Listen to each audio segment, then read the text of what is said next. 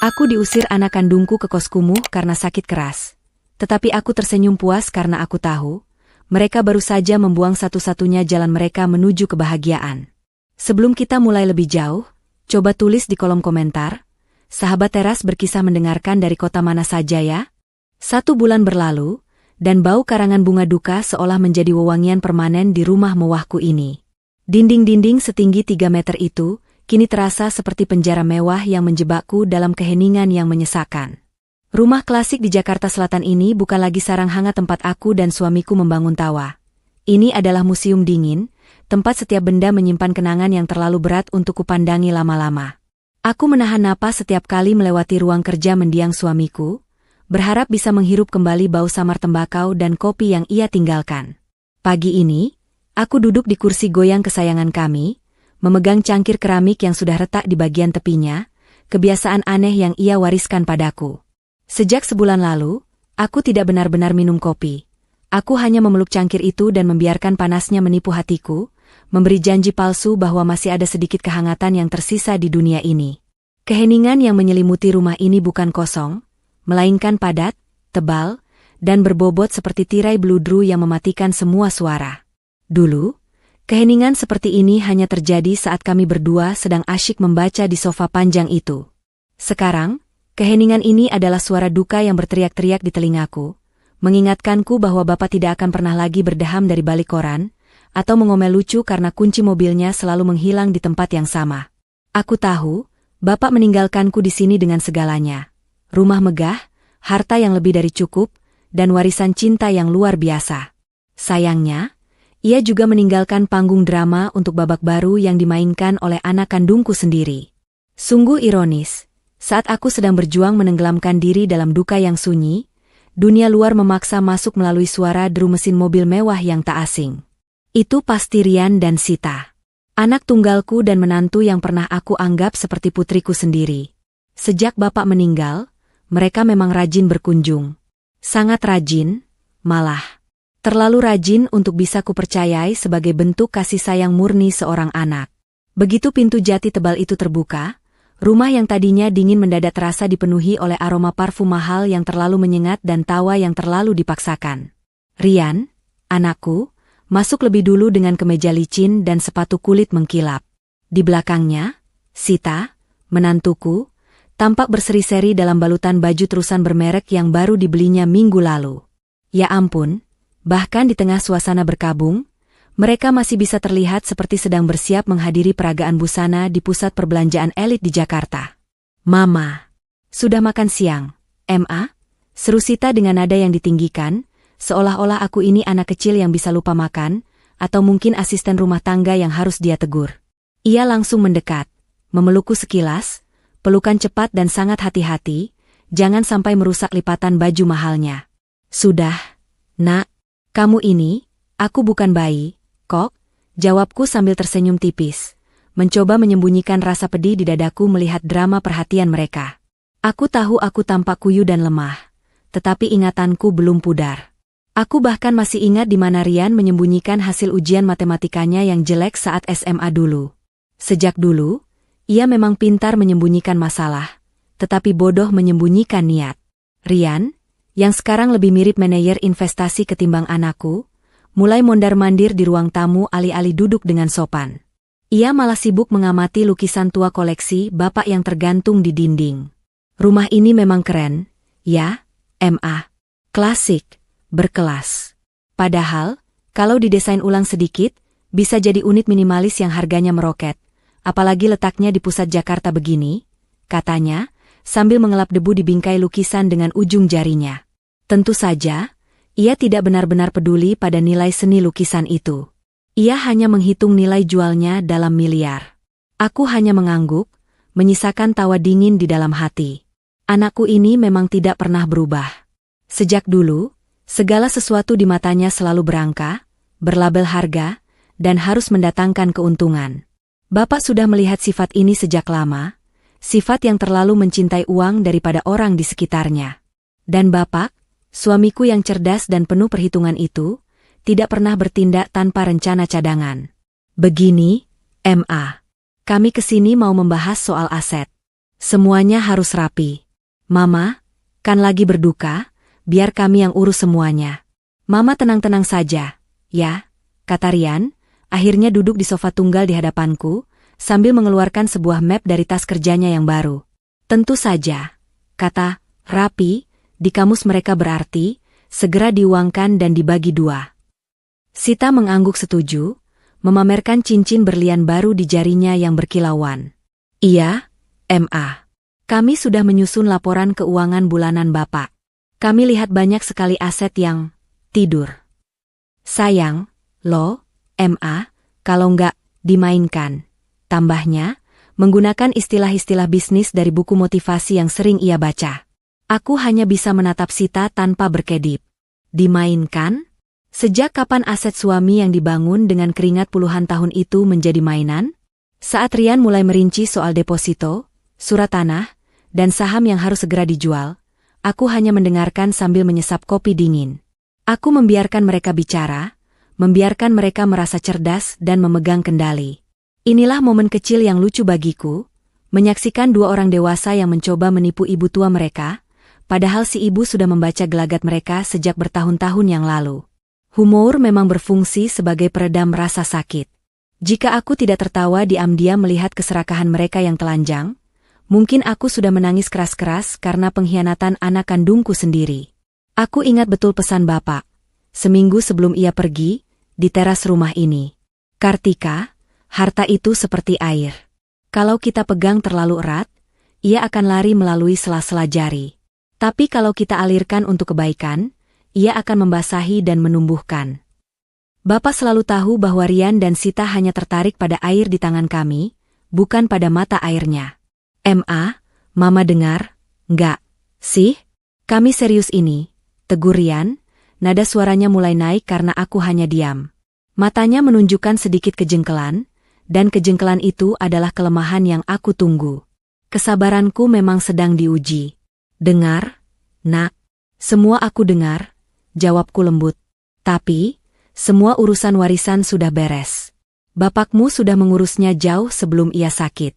Semua surat-surat itu aman di tempatnya. Dan aku belum siap menjual apapun.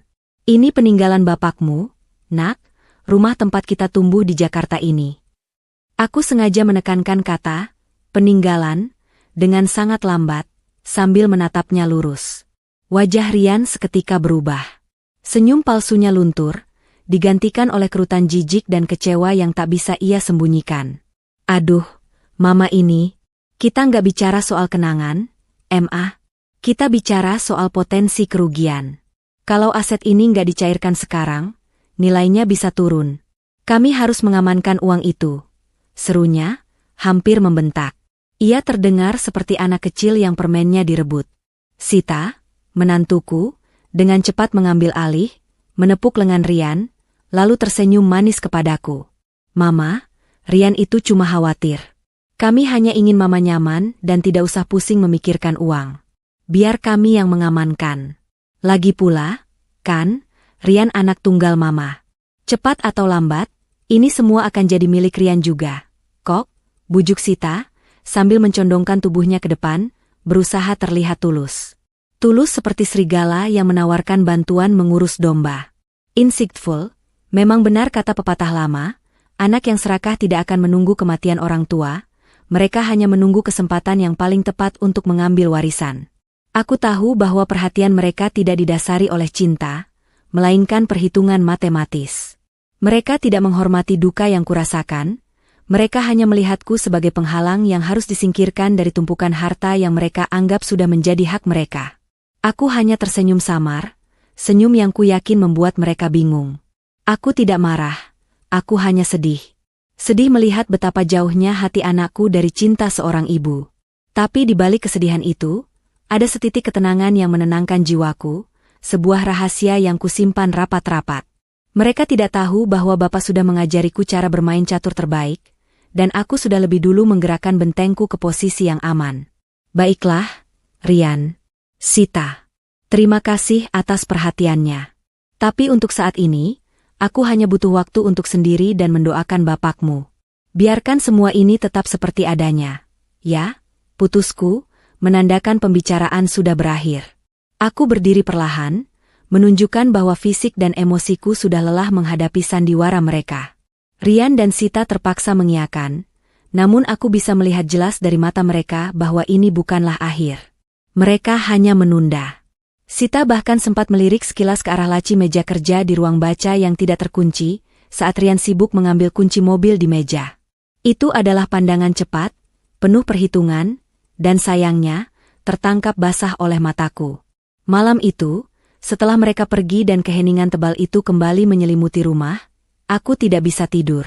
Aku berjalan ke ruang kerja, ke laci yang dilirik Sita. Laci itu berisi berkas-berkas duplikat. Berkas asli, tentu saja sudah kuamankan. Aku adalah seorang janda, ya, tapi aku bukan wanita yang bisa mereka bodohi mentah-mentah. Aku mengunci laci itu, memegang kuncinya erat-erat, dan berbisik ke dalam keheningan. Mereka tidak tahu apa yang sudah aku lakukan tepat setelah suamiku meninggal. Itu adalah janji, sekaligus benteng pertahananku yang terakhir. Keesokan harinya, drama sesungguhnya baru dimulai. Aku tiba-tiba merasa pusing, demam, dan tidak berdaya. Mungkin karena kelelahan emosional yang memuncak, mungkin juga takdir yang mempercepat proses ini. Yang jelas, babak kedua dalam permainan ini baru saja dimulai, dan aku, si pemain catur tua yang kini terbaring lemah, harus pasrah menunggu bidak lawan bergerak. Aku tahu, ini adalah kesempatan emas yang ditunggu-tunggu Rian dan Sita untuk beraksi tanpa hambatan. Mereka mengira aku sudah lumpuh.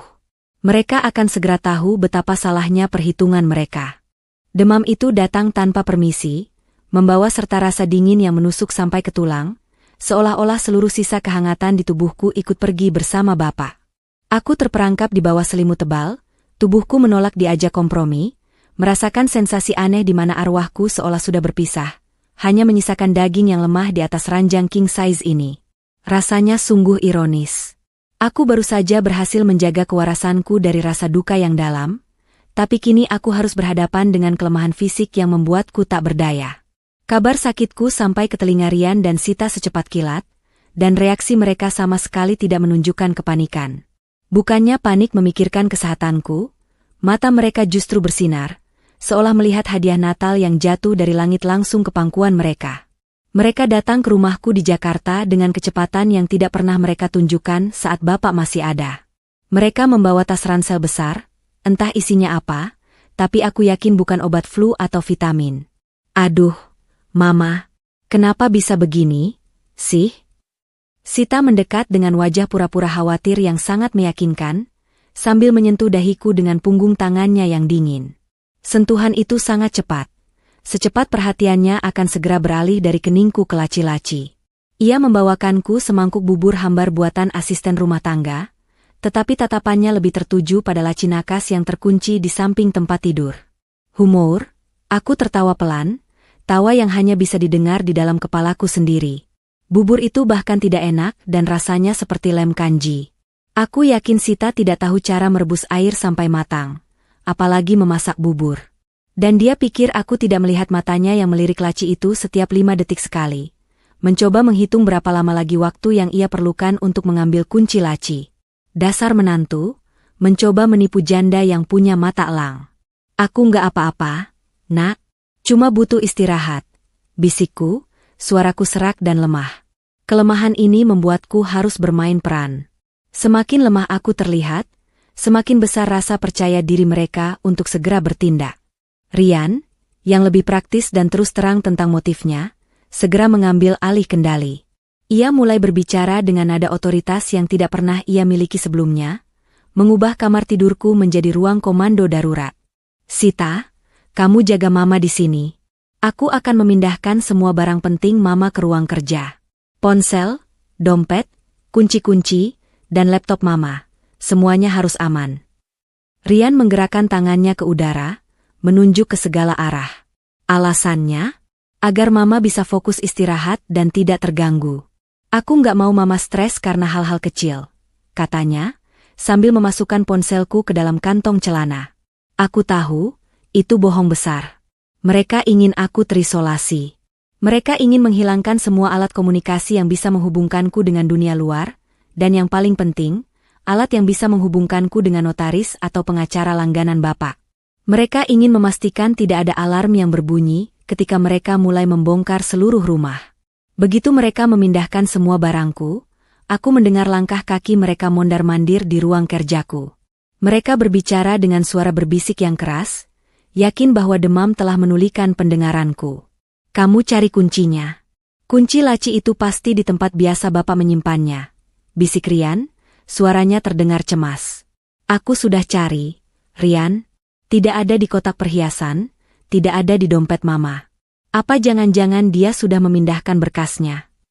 Sita menjawab dengan nada panik yang tertahan. Mendengar bisikan panik mereka, aku tersenyum di balik selimutku yang tebal. Insightful, kepanikan adalah musuh utama keserakahan. Semakin panik mereka, semakin ceroboh mereka bertindak, dan semakin mudah aku membaca setiap gerakan mereka. Malam itu, perburuan harta karun yang sesungguhnya dimulai. Aku mendengar suara gesekan kertas, bunyi laci yang dibuka paksa, meskipun Rian akan menyangkalnya nanti, dan bisikan tertahan yang penuh antisipasi. Aku tahu, mereka sedang mencari surat-surat rumah yang nilainya 2 miliar rupiah itu. Surat rumah klasik di Jakarta, yang selama ini menjadi simbol keberhasilan dan kehangatan keluargaku. Pikiranku saat itu sangat jernih, meskipun tubuhku menggigil. Aku tahu persis apa yang mereka cari. Tepat setelah Bapak meninggal, ketika semua orang sibuk dengan upacara duka, aku bergerak cepat. Bukan karena aku tidak berduka, tapi karena aku tahu permainan ini akan datang. Aku memindahkan semua aset penting, termasuk surat rumah asli, ke tempat yang hanya aku dan Bapak yang tahu. Lalu, aku meninggalkan umpan, sebuah map lusuh berisi duplikat surat rumah, yang terlihat sangat meyakinkan tetapi tidak memiliki kekuatan hukum sama sekali. Keesokan paginya, aku terbangun oleh suara pintu yang dibuka dengan tergesa-gesa. Rian masuk, wajahnya berseri-seri, seolah ia baru saja memenangkan undian berhadiah. Di tangannya, ia memegang map lusuh yang kutinggalkan sebagai jebakan. Mama, syukurlah. Semuanya sudah kami temukan. Sudah aman. Rian mendekatiku, suaranya dipenuhi kelegaan palsu. Ia tidak repot-repot menanyakan apakah demamku sudah turun. Sita berdiri di ambang pintu, menyunggingkan senyum kemenangan. Mereka berdua terlihat sangat lega dan sombong. Aku hanya mengangguk lemah, memejamkan mata. Baguslah, Nak. Mama tenang kalau kalian yang pegang. Kalian memang anak yang bisa diandalkan. Aku sengaja memuji mereka. Pujian itu seperti pupuk bagi keserakahan mereka. Insightful, tidak ada yang lebih mudah ditipu daripada orang yang hatinya sudah dipenuhi keserakahan. Mereka tidak peduli dengan keaslian berkas itu. Mereka hanya peduli dengan label, surat rumah, di sampulnya. Setelah penemuan itu, suasana di rumahku berubah drastis. Rian dan Sita tidak lagi rajin menjengukku di kamar. Sebaliknya, mereka sibuk menelepon seseorang di ruang tamu. Suara mereka tidak lagi berbisik. Mereka mulai berbicara keras tentang harga pasar, kesepakatan cepat, dan pembeli yang mendesak. Aku terbaring mendengarkan, mencatat setiap detail percakapan mereka. Aku mendengar Rian menyebut angka yang membuat jantungku berdebar, 2 miliar rupiah. Ya, mereka sedang menjual rumahku di Jakarta Selatan, dengan cepat. Sore itu, Sita masuk ke kamar sambil tersenyum lebar. Mama, sebentar lagi Mama akan pindah, ya? Kami sudah siapkan tempat baru yang lebih tenang, di pinggir kota. Mama nggak usah capek-capek lagi mengurus rumah sebesar ini. Kami sudah bereskan semuanya. Sambil tersenyum, ia menyodorkan sebuah amplop coklat tebal. Ini, MA. Uang pegangan Mama untuk sewa tempat baru. 1 juta rupiah. Jangan boros-boros, ya, MA. Aku menatap amplop itu, lalu menatap Sita. Hanya 1 juta rupiah. Untuk dijualnya rumah senilai 2 miliar. Perasaan terkejutku sudah lama lenyap, digantikan oleh rasa geli yang tebal. Aku tidak mengambil amplop itu. Aku hanya memejamkan mata, membiarkan dia menaruhnya di nakas. Aku sudah melihat drama ini akan datang. Biarkan saja mereka bertindak. Aku membiarkan mereka merasa superior, membiarkan mereka merayakan kemenangan mereka. Mereka tidak tahu bahwa uang 1 juta itu adalah harga yang sangat murah untuk tiket menuju babak terakhir. Pengungkapan rahasia besar Kartika. Aku hanya menunggu waktu. Aku hanya menunggu saat mereka menyeretku keluar dari rumah ini. Saat itulah, tawa bahagiaku yang sesungguhnya akan dimulai. Suara rumah itu mulai berubah. Tidak lagi diisi oleh keheningan duka yang memilukan, melainkan oleh langkah kaki asing dan bisikan-bisikan bersemangat yang menyinggung kata, ukur, dan pajak. Aku bisa mendengar jelas dari kamar tidurku, bunyi pintu kamar mandi yang dibuka paksa dan tirai yang disingkap lebar-lebar oleh orang-orang asing yang menginspeksi setiap jengkal rumah kami di Jakarta ini. Mereka adalah para pembeli, datang dan pergi seperti rombongan burung pemangsa yang mencium bau remah-remah. Aku, si janda yang terbaring lemah, hanya bisa memejamkan mata, membiarkan pertunjukan keserakahan itu berlangsung di sekelilingku. Sejak Rian berhasil mendapatkan umpan surat rumah duplikat, perhatiannya padaku bukan lagi 0, melainkan minus. Ia seolah menghapus keberadaanku dari daftar properti rumah ini. Aku makan hanya sekali sehari, itu pun hanya bubur dingin yang ditaruh di nakas. Aku tahu, mereka berharap aku segera menyerah pada penyakit ini, agar drama pengusiran tidak perlu terjadi. Tapi nyatanya, justru kondisi lemahku ini yang melindungiku. Mereka berpikir aku terlalu sakit untuk melawan. Padahal aku sedang mengumpulkan tenaga untuk tawa terakhirku. Humor, ada 1 kali Sita masuk, bukan untuk memberiku obat, melainkan untuk meminta izin mengambil panci antik milikku. Katanya, pancinya lucu, M.A. Cocok buat pajangan di rumah kami. Aku hanya mengangguk pelan. Dasar menantu, mengambil panci antik saat ia sedang mencuri rumah utuh di bawah hidungku. Sungguh aneh skala prioritas orang yang serakah. 3 hari berlalu dalam suasana tegang yang mencekik. Rian dan Sita terlihat gelisah, menelepon terus-menerus, dan mengakhiri setiap panggilan dengan senyum lega. Aku tahu, penandatanganan akta jual beli sudah di depan mata. Lalu tiba hari itu, hari di mana atmosfer rumah ini terasa begitu berat dan penuh listrik. Seperti langit Jakarta yang siap menumpahkan badai. Sita masuk ke kamarku tanpa mengetuk, wajahnya tidak lagi memakai topeng kepura-puraan manis, hanya ada kelelahan dan ketidaksabaran. Mama, bangun, perintahnya singkat dan dingin, tanpa basa-basi. Pembeli baru akan pindah malam ini. Mama harus pindah sekarang juga. Kalimat itu bukan permohonan, melainkan hukuman mati yang diucapkan dengan nada datar seorang juru sita. Aku membuka mata, perlahan, seolah baru tersadar dari tidur panjang. Aku melihat Rian berdiri di belakang Sita, membawa tas pakaian usang yang berisi beberapa helai bajuku, itu saja, sisa-sisa yang mereka anggap tidak bernilai untuk dijual. Pindah kemana, nak? Tanyaku, suaraku masih serak dan bergetar karena demam yang belum hilang. Aku harus memastikan mereka mengucapkan setiap kata pengkhianatan itu dengan jelas. Rian maju, menatapku dengan mata yang hampa, tanpa ada jejak belas kasihan seorang anak. Sorot matanya menunjukkan bahwa aku, ibu kandungnya, hanyalah rongsokan tua yang harus segera disingkirkan dari properti baru miliknya. Ke tempat yang sudah kami siapkan. Kos-kosan di pinggir kota. Tenang, M.A., lingkungannya sederhana. Mama bisa istirahat dengan nyaman di sana, katanya, terdengar seperti sedang menjual kandang ayam. Pokoknya mama nggak usah khawatir soal biaya sewa. 1 juta yang kemarin sudah cukup untuk sebulan ke depan. Aku bangkit, perlahan. Pergerakanku yang lambat membuat Rian semakin tidak sabar. Ayo, M.A., cepat. Mereka sebentar lagi datang. Ia mencoba menarik lenganku. Aku menepis tangannya. Keserakahan membuat manusia menjadi tuli. Mereka begitu yakin bahwa uang 2 miliar sudah ada di rekening, sehingga mereka buta terhadap fakta bahwa mereka sedang memperlakukan ibu kandung mereka sendiri seperti sampah.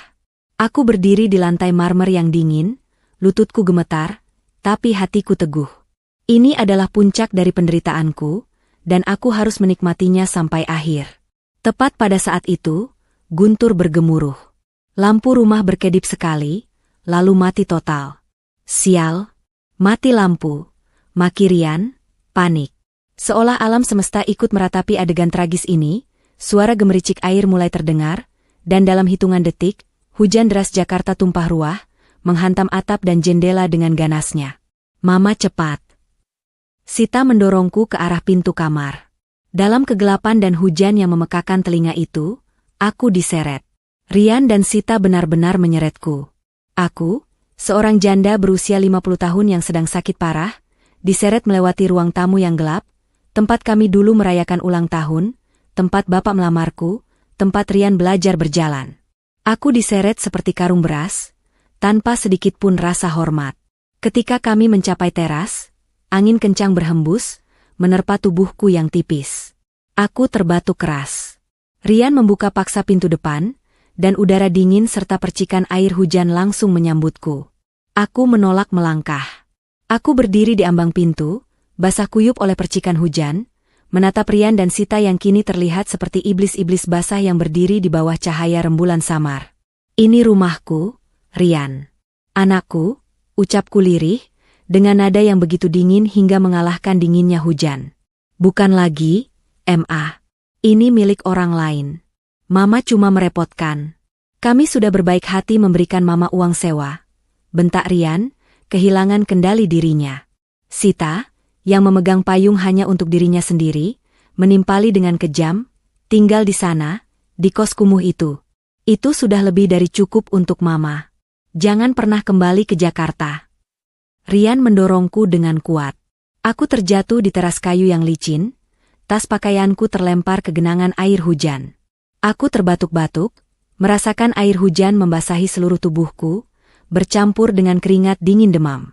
Aku terbaring di teras rumahku sendiri, ditinggalkan sendirian di bawah hujan yang deras, sementara pintu rumahku dibanting menutup di depan wajahku. Air mataku? Tidak ada. Kelelahan emosional telah mengeringkannya.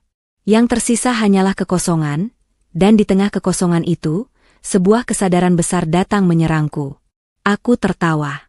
Tawa itu dimulai sebagai getaran kecil di perutku yang sakit, lalu berubah menjadi tawa serak yang nyaring, melawan suara gemuruh hujan.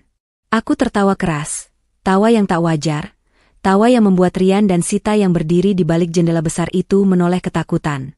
Mereka pasti berpikir aku sudah gila, sudah kehilangan akal. Aku tertawa karena mereka tidak tahu.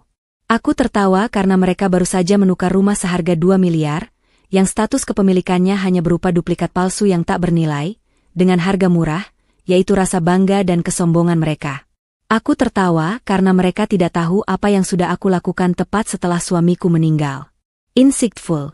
Pengkhianatan yang paling pahit bukanlah dicuri, tetapi diberikan umpan, dan mereka memakannya dengan lahap sambil merasa bangga atas kepintarannya. Harga 2 miliar hanyalah harga untuk sebuah amplop coklat berisi kertas palsu, bukan rumah ini. Rumah ini, secara hukum, masih menjadi milikku. Aku bangkit, menyeret tas lusuhku ke pinggir jalan. Hujan membasuh demam dan kekotoran jiwa yang baru saja kulihat. Aku akan pergi ke kos kumuh itu. Aku akan bersembunyi. Dan aku akan menunggu. Permainan baru saja dimulai, dan bidak raja mereka baru saja kutinggalkan di tengah papan catur. Air hujan membasuh debu di tubuhku, tapi tidak bisa menghilangkan rasa dingin akibat pengkhianatan yang baru saja kurasakan. Kos-kosan kumuh di pinggir Jakarta ini, dengan aroma lembab dan cat dinding mengelupas, adalah ironi termanis yang pernah aku nikmati dalam hidupku. Bayangkan, aku yang biasa tidur di kamar berukuran satu lapangan badminton dengan pendingin udara sentral, kini meringkuk di atas kasur tipis yang pegasnya menusuk-nusuk punggungku, hanya ditutupi kipas angin butut yang berputar enggan. Tapi anehnya, aku merasa damai. Setelah pengusiran dramatis itu, seorang tukang ojek yang kasihan melihatku terhuyung-huyung di pinggir jalan membawaku ke alamat ini. Aku membayar dengan sisa uang receh di sakuku. Begitu sampai, aku langsung ambruk, membiarkan tubuhku yang demam dan kedinginan beristirahat. Aku tahu, mereka mengira aku sedang menderita. Dan ya, secara fisik aku memang menderita. Namun, jiwaku sedang merayakan kemenangan kecil. Aku menatap amplop coklat berisi uang 1 juta yang diletakkan Sita di nakas kos-kosan ini. Uang yang mereka anggap sebagai harga untuk menyingkirkan aku seumur hidup. Aku mengambilnya, menghitungnya di bawah cahaya rembulan yang masuk melalui celah jendela yang pecah. 1 juta rupiah. Cukup untuk 1 bulan sewa kos-kosan dan membeli beberapa bungkus mie instan. Aku tertawa pelan. Tawa kali ini lebih manis. Ternyata harga ibumu di mata anakmu sendiri hanya senilai 20 kantong mie instan premium. Murah sekali ya, nak. Tawa itu membuatku merasa hangat. Lebih hangat daripada selimut lusuh yang menutupi kakiku. Humor adalah benteng pertahanan terakhir bagi hati yang tersakiti. Malam itu, setelah demamku agak mereda, aku bangkit. Tubuhku memang lemah, tapi pikiranku tajam, seolah semua penyakit itu hanya membersihkan sisa-sisa kesedihan yang tak penting. Tepat setelah Bapak meninggal, ketika mereka sibuk menghitung-hitung keuntungan, aku dan Bapak sudah menyelesaikan babak terakhir dari sandiwara ini. Bapak tahu. Ia sudah tahu jauh sebelum ia terbaring lemah. Ia sudah melihat api keserakahan di mata Rian, dan ia tidak ingin warisan yang dibangunnya dengan keringat dan kejujuran hanya menjadi pemantik perpecahan keluarga. Aku merogoh saku dalam di balik baju tidur yang kupakai, baju tidur yang sudah basah karena hujan Jakarta. Di sana, tersembunyi sebuah kalung emas putih tipis dengan liontin kecil berbentuk kunci. Kunci ini bukanlah kunci pintu atau brankas. Kunci ini adalah kunci USB yang dimodifikasi. Bapak selalu bilang, Kartika, di era modern ini, aset paling berharga bukanlah yang terlihat di mata, melainkan yang tersembunyi di balik kata sandi dan berlapis sistem keamanan. Aku menyalakan laptop butut yang kusembunyikan di dalam tas pakaianku, satu-satunya barang berharga yang aku selamatkan, yang tidak mereka anggap penting untuk disita. Itu adalah laptop lama Bapak, yang mereka pikir sudah rusak. Setelah memasukkan kunci USB itu, layar laptop itu menampilkan folder terenkripsi yang diberi nama, halaman kosong. Aku memasukkan kata sandi rahasia kami, gabungan tanggal pernikahan kami dengan nama panggilan anjing kesayangan kami dulu. Dan terbukalah kebenaran yang sesungguhnya. Di dalam folder itu, terdapat semua surat-surat yang sesungguhnya, aset tak terlihat yang tidak pernah Rian dan Sita ketahui keberadaannya. Surat asli rumah Jakarta, ya, surat asli rumah itu. Rumah yang baru saja mereka jual seharga 2 miliar rupiah dengan surat duplikat palsu yang sudah Bapak siapkan. Mereka menjual rumah yang secara hukum masih milikku. Bapak telah memindahkan kepemilikan rumah itu sepenuhnya atas namaku, Kartika, sebulan sebelum ia meninggal, dan surat asli itu tersimpan di sini. Akta Yayasan Amal, Yayasan Kasih Kartika inilah kejutan terbesarnya. Bapak telah mendirikan yayasan atas namaku. Yayasan ini menerima sebagian besar aset likuid Bapak, termasuk deposito jangka panjang, saham perusahaan, dan obligasi negara. Jumlahnya, lebih dari 10 kali lipat dari harga rumah di Jakarta itu. Semua didonasikan atas nama yayasan, dengan aku sebagai dewan pengawas tunggal seumur hidup. Rian dan Sita tidak bisa menyentuhnya sepeser pun. Surat kuasa khusus. Sebuah surat kuasa yang ditandatangani Bapak, memberiku wewenang penuh untuk menunjuk pengacara terbaiknya, Pak Herlambang. Begitu, situasi darurat terjadi, yang jelas merujuk pada pengkhianatan Rian dan Sita. Rian dan Sita, dalam keserakahan mereka yang berapi-api, hanya fokus pada pohon besar yang terlihat, rumah di Jakarta. Mereka lupa memeriksa akar dan buah tersembunyi yang ditanam Bapak di bawah tanah. Aku bersandar di dinding kos-kosan yang dingin, membaca surat-surat itu satu persatu. Rasa sakit karena pengusiran tadi mendadak terasa ringan, berubah menjadi euforia dingin. Ternyata, Bapak tidak hanya mewariskan harta. Bapak mewariskan keadilan. Aku mengambil ponsel jadulku yang kecil, yang tidak disita Rian karena ia menganggapnya tidak berharga, lalu mencari nomor telepon Pak Herlambang, pengacara kepercayaan Bapak. Jarum jam menunjukkan pukul 12 malam. Ini adalah saat yang tepat untuk menelepon, saat di mana orang-orang yang tidur nyenyak, karena merasa puas atas dosa mereka akan terkejut dengan kabar buruk. Aku menarik napas panjang. Halo, Pak Herlambang? Ini Kartika. Suaraku terdengar jauh lebih kuat daripada yang kukira. Ya, saya. Situasi darurat sudah terjadi, Pak. Anak dan menantu saya sudah menjual rumah itu.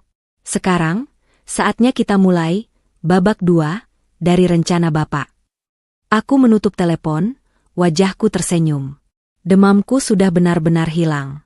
Malam itu, di kamar kos kumuh seharga 1 juta rupiah, aku merancang kehancuran finansial anakku sendiri. Dan aku tidak merasa bersalah sedikit pun. Aku hanya merasa seperti ibu yang memberikan pelajaran hidup yang sangat mahal. Keheningan adalah bunyi paling nyaring di tempat asing, terutama setelah badai besar pengusiran berlalu. Setelah menelepon Pak Herlambang, Aku tidak melakukan apa-apa selain berbaring, menikmati sensasi aneh dari sebuah penantian yang sudah pasti akan berbuah manis. Kos-kosan ini memang kumuh, bising oleh suara sepeda motor yang berlalu lalang dan bau masakan tetangga yang menyengat, tapi bagi jiwaku, ini adalah tempat retret paling damai. Aku tahu, saat ini Rian dan Sita sedang berpesta pora di atas tumpukan uang 2 miliar, uang hasil menjual barang curian. Aku membayangkan mereka membeli barang-barang mahal tanpa perlu berpikir dua kali, makan di restoran mewah di pusat Jakarta, dan tidur nyenyak dalam kesombongan mereka. Betapa naifnya, nak. Uang itu belum sepenuhnya menjadi milikmu. Itu hanyalah uang muka dari mimpi buruk yang sebentar lagi akan datang. Insightful, keserakahan memiliki daya tarik yang kuat, ia menulikan telinga dan membutakan mata pelakunya. Ketika uang begitu mudah didapatkan dari hasil kejahatan, mereka tidak akan pernah memeriksa apakah uang itu beracun. Di sisi lain kota, aku menerima pembaruan dari Pak Herlambang. Pengacara kepercayaanku ini bergerak cepat, senyap, dan efisien. Dia tidak perlu tahu di mana aku berada, dia hanya perlu tahu apa yang harus dilakukan. Bu Kartika, pembeli rumah itu sudah mulai resah. Pihak notaris yang mereka tunjuk menemukan kejanggalan pada akta jual beli, AJB, yang dibawa Rian, lapor Pak Herlambang melalui telepon, suaranya terdengar datar dan profesional. Kejanggalan apa, Pak? Tanyaku, sambil menikmati mie instan panas, makanan paling enak yang kurasakan setelah berhari-hari hanya makan bubur hambar. Stempelnya.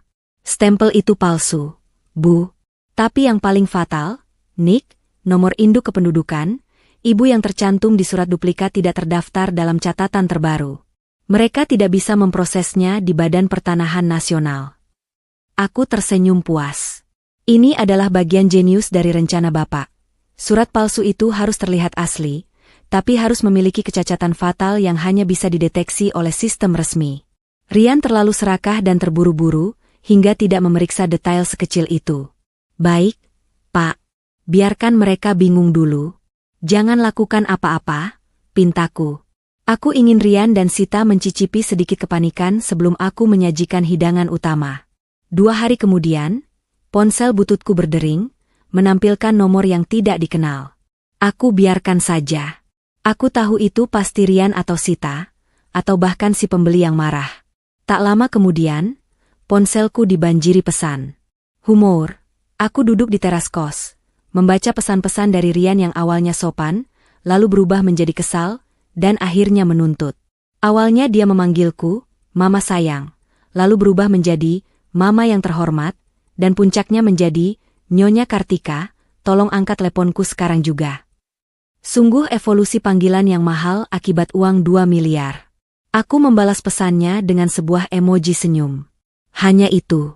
Puncak dari kebingungan mereka terjadi pada hari kelima. Pintu kos-kosan sebelahku yang reot digedor kencang sekali. Aku tahu itu bukan tetangga. Aku berjalan perlahan ke pintu, mengintip dari celah kecil. Di luar, berdiri Rian dan Sita.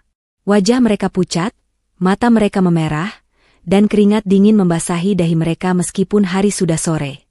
Mereka terlihat menyedihkan. Pakaian mahal yang mereka beli dengan uang, hasil curian, itu kini terlihat kotor dan kusut. Seolah mereka baru saja lari dari kejaran anjing gila. Mama, Mama, keluar, Ma. Kami harus bicara, teriak Rian, suaranya putus asa dan sedikit cemas. Kami sudah dikirimi surat panggilan dari pengadilan. Katanya kami menipu. Sita menangis histeris. Rumah itu, Ma. Pembelinya menuntut kami mengembalikan uangnya utuh. Aku tidak membuka pintu. Aku hanya berdiri di dalam, tersenyum. Aku mendengarkan pengakuan dosa mereka yang terlambat. Mereka baru menyadari bahwa surat yang mereka gunakan untuk menjual rumah adalah sampah tak berharga. Aku mengambil napas, menarik udara lembab dan bau masakan gosong di kos-kosan ini. Inilah saatnya. Aku membuka pintu hanya sedikit, cukup bagi mata mereka untuk melihat diriku yang berdiri tegak, tidak lagi sakit. Aku menatap mereka, bukan dengan kebencian, tapi dengan rasa kasihan yang dingin. Kalian sudah menjual rumahku, Rian. Kalian sudah mengusirku dari rumahku di Jakarta, ucapku tenang. Apa yang kalian harapkan, Nak? Bahwa ibu akan memberimu selamat atas keberhasilanmu menjadi penipu. Wajah Rian langsung berubah, dari panik menjadi marah dan ketakutan. Mama jangan gila. Mama harus tanda tangan surat-surat yang benar. Kalau tidak, kita semua akan kena masalah hukum. Kita? Aku mengangkat satu alisku. Aku tidak ada dalam masalah hukum. Kalian yang ada. Kalian yang menjual barang yang bukan milikmu. Kalian yang menggunakan surat palsu. Tepat saat itu, sebuah mobil sedan hitam mengkilat berhenti di depan gang kos-kosan. Keluar dari mobil itu, dengan setelan jas mahal dan tas kulit, adalah Pak Herlambang. Kartika. Pak Herlambang menyapaku formal, mengabaikan tatapan mata Rian dan Sita yang melebar ketakutan. Surat gugatan perdata sudah didaftarkan. Kita menuntut pembatalan penjualan rumah, dan menuntut ganti rugi atas kerugian mental dan pengusiran. Rian dan Sita hanya bisa berdiri kaku, basah oleh keringat dan air mata, menyaksikan pengacara termahal di Jakarta mendatangi aku, ibunya, di kos-kosan kumuh ini. Mereka melihatku, si janda lemah yang mereka usir, ternyata adalah orang yang memegang kartu as paling kuat. Aku tersenyum pada mereka, senyum yang sama yang kuberikan saat mereka membawakanku bubur basi. Selamat menikmati babak 2, nak. Ibu harap kalian punya sisa uang yang cukup untuk menyewa pengacara. Bisikku pelan, lalu menutup pintu kos itu dengan tenang. Permainan sudah dimulai. Membiarkan Rian dan Sita basah kuyup di luar pintu reot kos-kosan, dan menutupnya dengan senyum dingin, adalah salah satu kepuasan terbesar yang pernah aku rasakan. Kepuasan itu terasa mahal, dibayar dengan pengorbanan emosi yang tak ternilai dan penderitaan fisik beberapa hari, tetapi hasilnya sepadan. Melihat dua wajah putih karena panik dan ketakutan itu adalah obat terbaik untuk demamku. Mereka mengira aku sudah habis, tinggal menunggu ajal di pinggiran Jakarta. Mereka salah besar.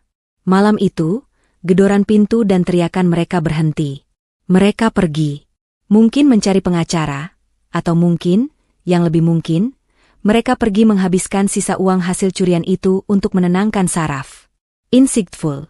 Ketika seseorang sudah terjerumus dalam lubang keserakahan, kepanikan mereka selalu diatasi dengan belanja. Mereka tidak pernah menyelesaikan masalah, hanya menundanya dengan barang-barang mewah. Ironis, uang yang mereka gunakan untuk menenangkan diri itu kini menjadi tali yang akan mencekik mereka sendiri di pengadilan. Keesokan harinya, aku mendapat kabar dari Pak Herlambang. Ia mengurus penyitaan jaminan atas rumah lama kami di Jakarta. Rumah itu kini disegel oleh pengadilan, tidak bisa ditempati oleh pembeli baru, dan tidak bisa disingkirkan oleh Rian dan Sita. Penyitaan ini memastikan bahwa status kepemilikan ibu atas rumah itu diakui oleh pengadilan, setidaknya sampai ada putusan tetap, jelas Pak Herlambang, yang menemuiku di warung kopi sederhana di seberang kos-kosan. Aku tersenyum, menyesap kopi pahit. Mereka pasti marah sekali, Pak. Mereka sudah tidak punya rumah. Tapi uang mereka juga ditahan oleh pembeli yang marah. Lebih dari marah, Bu. Mereka sudah menunjuk pengacara. Sayangnya, pengacara yang mereka tunjuk adalah pengacara kelas 2, mungkin karena dana mereka sudah terkuras cepat. Balasnya. Oh, Rian anakku itu memang boros, Pak. Aku yakin uang 2 miliar itu sudah berubah menjadi jam tangan mahal dan tas bermerek untuk menantuku yang cerewet itu. Kataku, terkekeh pelan. Aku harus memuji selera Sita, setidaknya dia tahu cara menghabiskan uang dengan cepat. Setelah urusan penyitaan rumah selesai, kami beralih ke poin utama, dana segar. Sekarang, kita aktifasi Yayasan Amal Kasih Kartika. Ucapku tegas. Ambil sebagian dana dari deposito Bapak untuk membiayai gugatan ini, dan untuk menyewa tempat tinggal yang lebih layak untukku. Pak Herlambang mengangguk. Dia menjelaskan, yayasan itu berfungsi sebagai perisai. Semua aset likuid utama Bapak, yang jumlahnya jauh melampaui harga rumah, sudah menjadi milik yayasan, dan aku adalah dewan pengawasnya. Artinya, uang itu tidak bisa diklaim sebagai warisan oleh Rian dan Sita. Ini adalah momen pengungkapan bom kedua bagi Rian dan Sita. Mereka mengira Bapak hanya mewariskan rumah. Mereka tidak tahu bahwa deposito dan saham perusahaan sudah lenyap, disalurkan untuk kepentingan amal, bukan untuk kemewahan mereka. Pak Herlambang mulai menjual sebagian obligasi atas nama yayasan. Dalam 2 hari, rekeningku, yang baru kubuka atas nama yayasan, langsung terisi dana segar yang besar, cukup untuk membiayai perang hukum selama bertahun-tahun dan memastikan aku hidup nyaman. Insightful, kekayaan sejati bukanlah tentang angka nol di rekening, melainkan tentang daya ungkit dan perlindungan hukum. Bapak mengajarkanku bahwa jika kamu ingin melindungi asetmu dari keserakahan, bungkuslah itu dengan niat baik yang legal. Aku segera mengucapkan selamat tinggal pada kos-kosan lembab dan bising itu. Aku pindah ke sebuah apartemen kecil berlayanan, Servicet Apartemen, yang tenang di area Jakarta Selatan, jauh dari jangkauan Rian dan Sita, namun dekat dengan kantor Pak Herlambang dan pengadilan. Aku tahu, sekarang aku punya markas baru, tempat aku bisa mengamati kehancuran mereka tanpa perlu mencium bau mie instan gosong. Beberapa hari kemudian, kabar itu datang. Rian dan Sita menghadiri sidang mediasi pertama dengan pengacara baru mereka, yang ternyata jauh lebih parah daripada yang aku bayangkan. Pengacara mereka itu gagal menunjukkan bukti kepemilikan yang sah. Lebih parah lagi, Rian mengajukan permohonan agar aset ayahnya yang lain dibuka untuk menutupi hutang pengembalian uang kepada pembeli rumah. Pak Herlambang tertawa saat menceritakan detailnya. Bu Kartika, Rian meminta pengadilan membuka rekening deposito almarhum. Tapi kami langsung menyajikan bukti akta yayasan. Seketika itu juga, wajah Rian pucat, jauh lebih pucat daripada saat saya menemuinya di kos ibu. Aku tersenyum melihat bayangan wajah Rian itu. Mereka akhirnya menyadari kebenaran mutlak. Uang 2 miliar yang mereka pegang dari hasil penjualan rumah itu harus dikembalikan utuh kepada pembeli, sementara seluruh harta ayah mereka yang seharusnya menjadi warisan telah menguap menjadi entitas hukum yayasan yang tak terjamah. Mereka kini miskin. Mereka bangkrut. Mereka tidak hanya kehilangan rumah, mereka kehilangan masa depan yang mereka impikan dari warisan itu. Aku menyandarkan diriku di sofa empuk apartemen baruku, menikmati pemandangan kota Jakarta yang berkilauan. Pak Herlambang, ucapku, katakan pada mereka, pelajaran pertama dari ayah mereka adalah, warisan sejati bukanlah uang, tapi kebijaksanaan. Dan mereka tidak mendapatkan keduanya. Babak selanjutnya akan menjadi konfrontasi langsung di pengadilan, di mana aku harus tampil di hadapan mereka sebagai saksi utama. Gedung pengadilan di Jakarta Selatan itu menjulang tinggi, megah dan dingin, dipenuhi aura ketegangan dan harapan. Aku berjalan melewati pintu besi dengan langkah tenang, diapit oleh Pak Herlambang dan asistennya, seperti seorang permaisuri yang datang untuk menuntut kembali mahkotanya. Aku tidak lagi mengenakan daster lusuh yang kukenakan saat diusir. Hari ini, aku memakai setelan batik sutra elegan, wajahku terpoles tipis, dan rambutku disanggul rapi. Aku harus terlihat sehat, waras, dan berkuasa. Di sisi lain ruangan, duduk Rian dan Sita. Mereka terlihat menyedihkan. Wajah Rian ditekuk, matanya cekung karena kurang tidur, dan dasi yang dipakainya terasa longgar, seolah tubuhnya sudah kehilangan berat badannya karena stres. Sementara Sita, meski masih berusaha tampil mewah dengan tas tangan bermerek, sorot matanya yang penuh cemas telah menghapus seluruh kemewahan itu. Mereka seperti dua penjahat amatir yang tertangkap basah, uang mereka sudah habis, dan kini mereka harus menghadapi konsekuensi yang nyata. Pengadilan bukanlah tentang siapa yang paling benar, nak. Ini tentang siapa yang memiliki bukti yang paling kuat dan keberanian untuk menghadapinya. Selama ini, kalian hanya bergantung pada emosi dan keserakahan, sementara Bapak dan aku, kami bergantung pada hukum dan logika. Pak Herlambang menenangkan diriku sebelum aku naik ke kursi saksi. Ingat, Bu, mereka akan mencoba memancing emosi Ibu, membuat Ibu terlihat lemah atau tidak stabil mentalnya.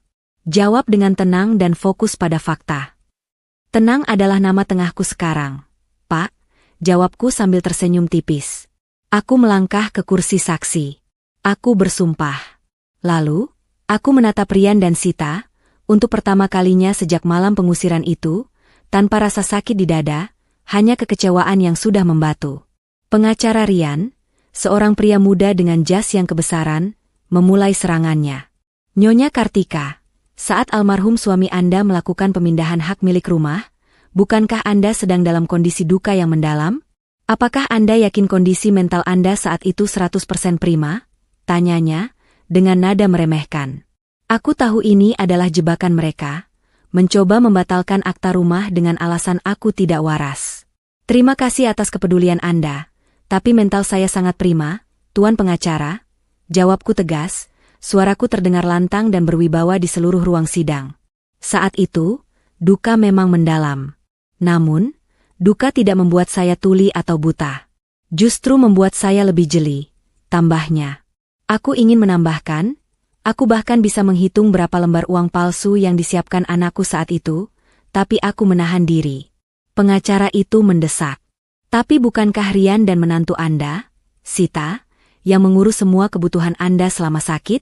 Mereka yang merawat Anda, bukan? Mereka memang merawat saya, kataku. Aku berhenti sejenak, membiarkan keheningan itu menggantung. Mereka merawat saya, Tuan Pengacara, agar saya cepat sembuh dan cepat-cepat pergi dari rumah. Itu yang mereka sebut merawat. Dan saya berterima kasih, karena merekalah yang membawa saya keluar dari rumah itu sehingga saya bisa menjalankan rencana almarhum suami saya. Ruang sidang hening. Rian dan Sita terlihat kaget. Pengacara mereka terdiam, bingung. Pak Herlambang kemudian bangkit. Ia menyajikan bukti pamungkas, rekaman video almarhum suami yang dibuat 2 hari sebelum beliau meninggal. Video itu diputar di ruang sidang. Di layar, bapakku terlihat lemah, tapi matanya memancarkan ketenangan.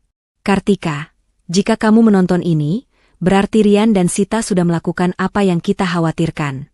Mereka hanya melihat rumah, mereka tidak melihat kasih sayang. Rumah ini, secara hukum, sudah milik Kartika sepenuhnya.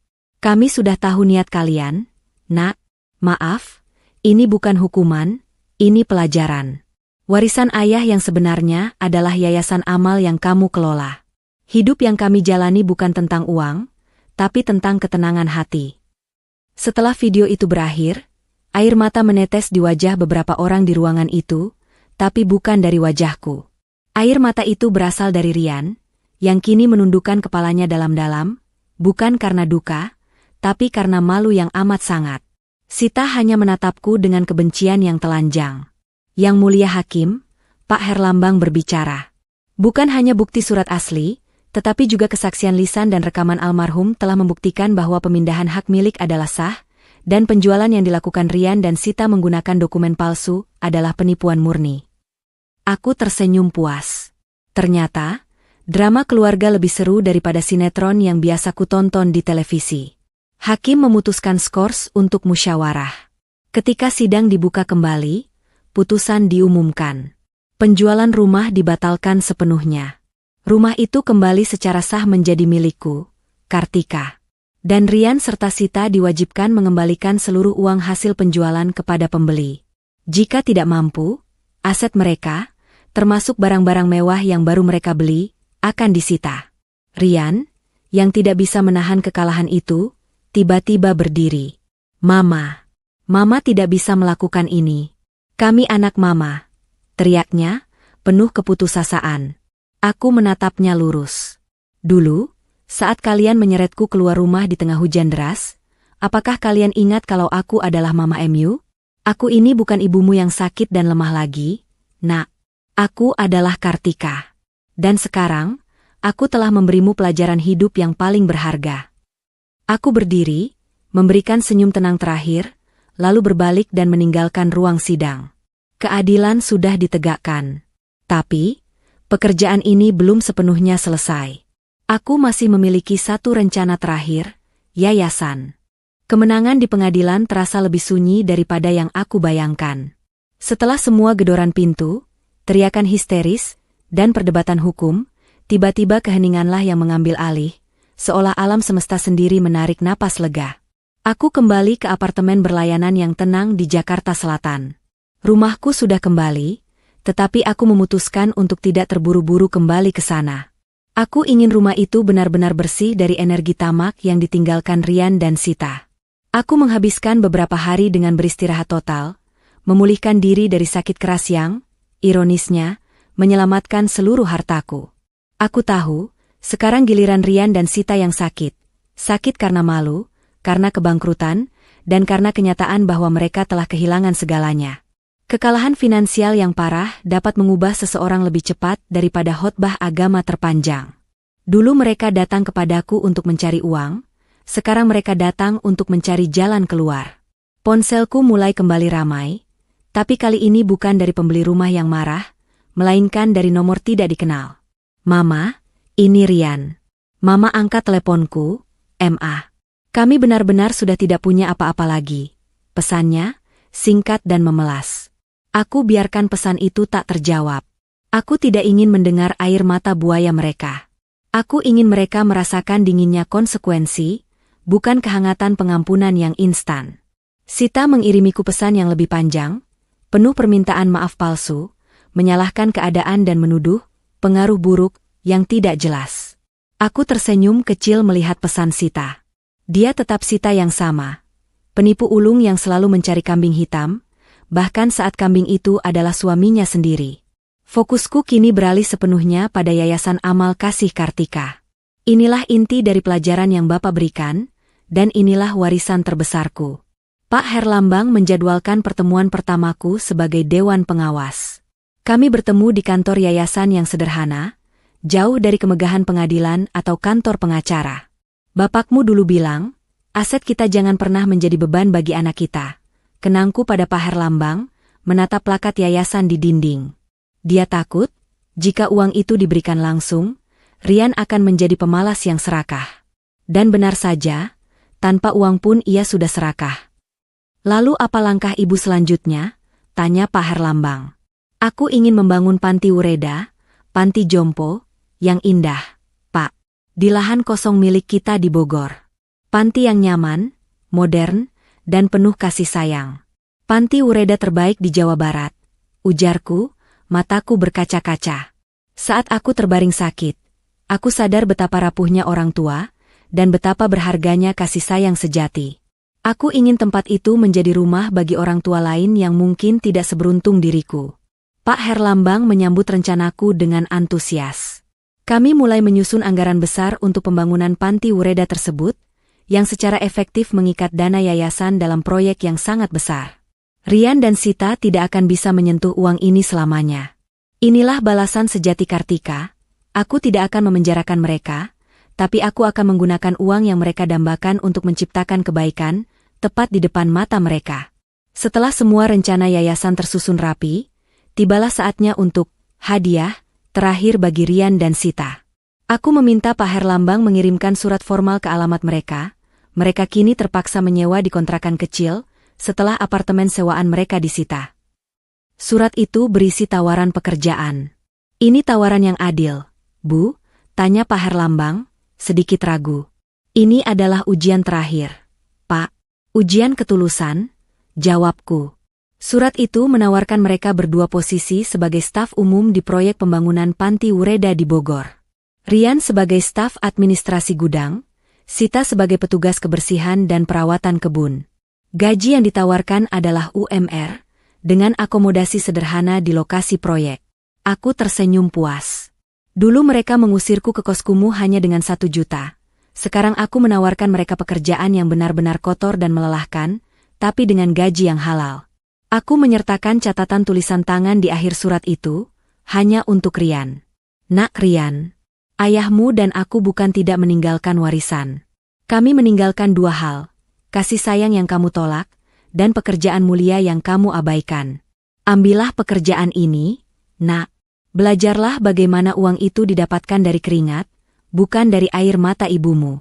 Setelah 2 tahun, jika ayahmu dan aku melihat ketulusan di hatimu, kita bicara lagi. Ibumu, Kartika. Aku menutup surat itu, mengirimkannya, dan kini, aku hanya menunggu. Aku telah memenangkan segalanya. Rumahku, ketenangan batinku, dan warisan sejati suamiku. Nasib Rian dan Sita kini ada di tangan mereka sendiri. Aku yakin, mereka akan datang. Mereka akan mencoba bernegosiasi, merengek, atau bahkan mengancam. Tapi aku sudah siap. Rumah yang kurebut kembali terasa dingin. Tapi rumah kontrakan di pinggir Jakarta yang Rian tempati pasti jauh lebih dingin, tanpa selimut kehangatan dari uang dan martabat palsu. Aku tahu mereka sedang dalam fase terpuruk yang paling dalam. Setelah vonis pengadilan dan penyitaan aset, mereka benar-benar tak punya apa-apa selain mobil tua yang tersisa dan beberapa perabotan yang berhasil diselamatkan. Ketika seseorang kehilangan semua yang ia miliki, yang tersisa hanyalah kepribadian aslinya. Dan kepribadian asli Rian dan Sita ternyata sangat rapuh. Aku mendapatkan kabar dari Pak Herlambang bahwa Sita sempat histeris di kantornya, menuntut penjelasan mengapa ayah bisa sebegitu kejam meninggalkan mereka tanpa warisan. Tentu saja, Pak Herlambang hanya menjawab dengan tenang, semua sudah ada aturannya. Bapakmu tahu persis apa yang dia lakukan. Beberapa hari setelah surat penawaran kerja dikirimkan, pesan Rian kembali masuk. Kali ini bukan lagi tuntutan, melainkan perdebatan internal. "MA, kami nggak sanggup, MA. Masa aku yang lulusan luar negeri harus jadi kuli gudang?" Sita nggak mau, MA. Dia bilang, harga dirinya hancur kalau jadi petugas kebersihan. Aku membaca pesan itu sambil menyesap teh kembang telangku yang wangi. Ah, harga diri. Barang mewah yang hanya bisa dipertahankan saat dompetmu tebal. Kalau dompetmu tipis, harga diri hanyalah tawarnya. Aku membalas pesan Rian dengan satu kalimat, rumah ini bernilai 2 miliar. Nak, kamu dan istrimu menukarnya dengan 1 juta dan kos kumuh. Sekarang, aku menukarnya dengan kesempatan. Ambil atau tinggalkan. Tidak ada tawaran lain. Hening. Sunyi sekali. Keheningan inilah yang paling kuat. Mereka tidak lagi punya jurus merengek atau mengancam, karena semua kartu truf sudah aku pegang. 2 hari berlalu. Rian dan Sita menghilang dari radarku, mungkin sedang berdebat sengit di kontrakan sempit mereka. Aku membayangkan Sita yang pasti menangis sambil memegang tas-tas mahalnya yang kini tak berguna, dan Rian yang frustrasi karena tidak bisa lagi mentraktir teman-temannya. Aku tahu Sitalah simpul utama kerumitan ini. Bagi Sita, hidup adalah panggung sandiwara, dan bekerja kasar di panti Ureda adalah aib terbesar dalam sejarah hidupnya. Ia lebih memilih kelaparan daripada dipandang sebelah mata oleh teman-teman sosialitanya yang fana. Tepat seminggu setelah surat itu terkirim, Rian muncul di gerbang yayasan di Bogor, sendirian. Penampilannya sudah jauh berbeda. Kemeja kusut, rambut acak-acakan, dan matanya penuh lingkaran hitam. Ia datang bukan untuk bertemu denganku, melainkan menemui kepala administrasi proyek. "Saya ambil, Pak. Saya ambil pekerjaan itu," kata Rian, suaranya parau, seperti orang yang baru saja berlari maraton jiwa. "Bagaimana dengan Nyonya Sita?" tanya kepala administrasi. Rian menarik napas panjang. "Sita." Jedanya terasa menyakitkan. Sita akan menyusul. Dia masih butuh waktu untuk mencerna. Tapi dia harus datang. Saya nggak punya pilihan lain. Saat mendengar laporan ini dari Pak Herlambang, aku tidak tertawa. Aku merasakan getaran sedih yang tulus. Itu adalah sedih seorang ibu yang harus membiarkan anaknya jatuh ke lumpur, agar ia tahu bagaimana rasanya merangkak naik lagi. Terkadang, mencintai adalah dengan menarik tanganmu. Membiarkan mereka terjatuh hingga ke titik terendah adalah satu-satunya cara bagi mereka untuk menemukan kembali kekuatan di kaki mereka. Sehari setelah Rian mulai bekerja sebagai staf gudang, pekerjaan yang mengharuskannya mengangkat karung semen dan mencatat inventaris dengan tangan kotor, Sita akhirnya tiba. Ia datang dengan mata bengkak, memakai pakaian seadanya yang tidak cocok, dan langsung menuju pos keamanan proyek. Ia tidak mencari Rian atau Pak Herlambang. Ia hanya mencari kunci kamarnya. Kepala keamanan menanyakan namanya, dan Sita menjawab dengan suara gemetar, "Sita? Saya petugas kebersihan dan perawatan kebun yang baru." Aku menerima foto dari Pak Herlambang. Sita, sedang berdiri di depan lahan proyek, memegang cangkul dan pandangan mata kosong. Di sebelahnya, Rian sedang menghapus keringat dengan punggung tangan. Mereka terlihat menyedihkan, tetapi di saat yang sama, mereka terlihat nyata. Mereka adalah manusia yang baru lahir dari kemewahan, dan kini harus belajar bernapas dengan udara sederhana. Aku menyandarkan kepalaku ke sandaran sofa. Semua yang kulakukan bukanlah untuk menghukum. Ini adalah pelajaran dari Bapak, suamiku, yang disampaikan melalui tanganku. Ini adalah kesempatan terakhir. Sekarang, permainan sudah selesai. Mereka sudah membayar harga dan menerima takdir. Kini, aku kembali duduk di kursi teras rumah lama kami di Jakarta Selatan. Teras yang sama tempat aku dulu menangis, teras yang sama tempat aku diusir di bawah guyuran hujan deras. Aroma melati di halaman terasa jauh lebih manis daripada sebelumnya, seolah ikut merayakan kemenangan ketenangan batinku. Aku telah kembali ke rumah ini setelah memastikan rumah itu benar-benar bersih dan tenang, baik secara fisik maupun spiritual. Aku membiarkan Rian dan Sita terus bekerja di Bogor. Mereka kini tinggal di asrama pekerja yayasan, menjalani hidup yang benar-benar baru. Kekayaan terbesar bukanlah pada jumlah nol di rekening bank, tapi pada berapa banyak orang yang bisa kita bantu saat kita berada di titik nol. Aku menghabiskan waktu dengan merapikan kembali ruang kerja almarhum suamiku. Di sana, aku menemukan banyak catatan kecil dan secari kertas yang dia tinggalkan sebelum meninggal. Kertas itu berisi daftar nama anak-anak yang yayasan kami bantu, serta sebuah kalimat sederhana, "Warisan terbaik adalah kesempatan, bukan kemudahan." Aku mengerti. Kami tidak ingin anak kami jadi kaya tanpa jiwa. Kami ingin Rian tahu bagaimana rasanya mencari uang halal dari awal, tanpa nama besar ayahnya. Aku tersenyum simpul. Suamiku benar-benar jenius dalam mendidik. Bahkan dari kubur pun, dia masih berhasil membuat drama rumah tangga ini jadi sinetron realitas yang sangat mahal. Aku yakin Rian dan Sita sekarang pasti berpikir, "Ayah gila." Tapi aku tahu, ini adalah hadiah terbaik. Aku dan Pak Herlambang sering berkomunikasi. Laporan dari Bogor menyebutkan bahwa Rian bekerja dengan sangat serius. Ia kurus, lelah, dan sering mengeluh, tetapi ia tidak pernah bolos. Sita adalah kejutan terbesar. Setelah berminggu-minggu dengan wajah cemberut, ia mulai menyukai kegiatan merawat kebun kecil di sekitar panti. Dia menemukan ketenangan dalam tanah dan tanaman, sesuatu yang tak pernah dia temukan di butik mahal. Pesan moralnya bukan tentang membalas dendam, tapi tentang membangun kembali. Aku telah membangun kembali diriku dari sakit dan duka, dan sekarang aku membantu membangun kembali karakter anakku yang sempat hancur oleh nafsu. Aku akhirnya memutuskan untuk menjual rumah ini, rumah yang baru saja aku perjuangkan mati-matian untuk kudapatkan kembali. Keputusan itu mungkin terasa aneh, tetapi alasanku sederhana, rumah ini terlalu besar dan terlalu penuh kenangan yang sudah usang. Aku ingin memulai hidup baru yang lebih ringan dan bermakna. Uang hasil penjualan rumah ini sepenuhnya aku sumbangkan untuk mempercepat pembangunan Panti Wureda, Kasih Kartika, di Bogor. Aku tidak membutuhkan uangnya. Aku membutuhkan tujuan hidup. Beberapa bulan kemudian, Panti Wureda itu berdiri megah, menjadi rumah yang hangat bagi puluhan orang tua yang membutuhkan. Aku pindah ke sebuah rumah kecil yang nyaman, tidak jauh dari Panti Wureda tersebut. Aku bukan hanya dewan pengawas, aku adalah penghuninya. Aku menghabiskan hari-hariku dengan bercerita, tertawa, dan merawat kebun bersama Sita. Pengampunan bukanlah hadiah yang kau berikan pada orang lain, tapi hadiah yang kau berikan pada dirimu sendiri.